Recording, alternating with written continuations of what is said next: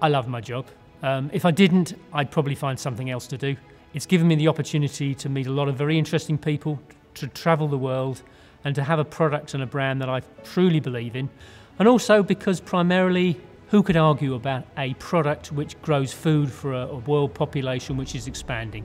And that's been an evolution and a journey for me in terms of my own career, but also for a company like Massey Ferguson. 10 Plus, in brief, is essentially a program to support older Massey Ferguson tractors in the field with a range of parts, original or engineering approved parts, which will ensure those tractors for both our dealer network and more importantly for our retail customers are able to be rebuilt, refurbished or serviced for a next generation and beyond.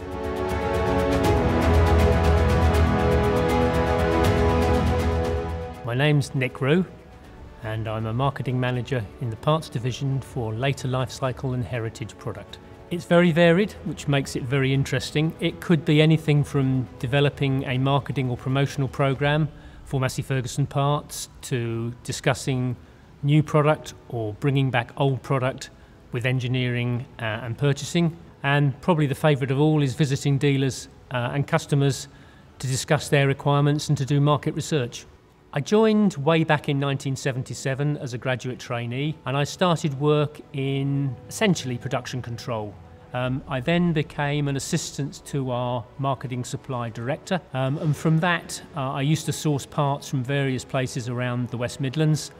I then moved into a job which essentially I was looking after the sales in the southwest of England, where I'm pleased to say Massey Ferguson were market leaders and remain market leaders while I was responsible for sales.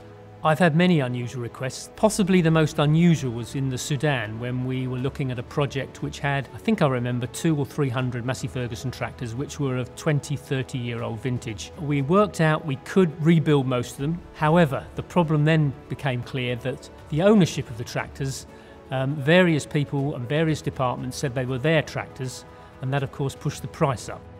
The spare time that I have, which seems to get less and less the longer I spend at work, I like to keep fit. I help my wife run her mosaic business, and I help my brother-in-law who has a landscape gardening business. He's now got, I think, 3 Massey Ferguson tractors, and I'm happy to drive those at a weekend.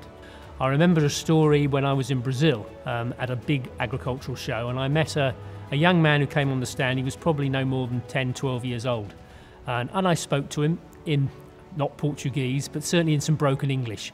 And I gave him some leaflets and we talked about product.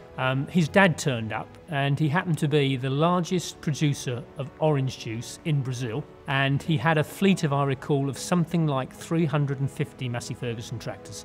So you never know who you're going to meet at any show, even if you're not able to speak their language. There's a communication and a connection with people who have a passion for our product and who are using the product both in the past and today.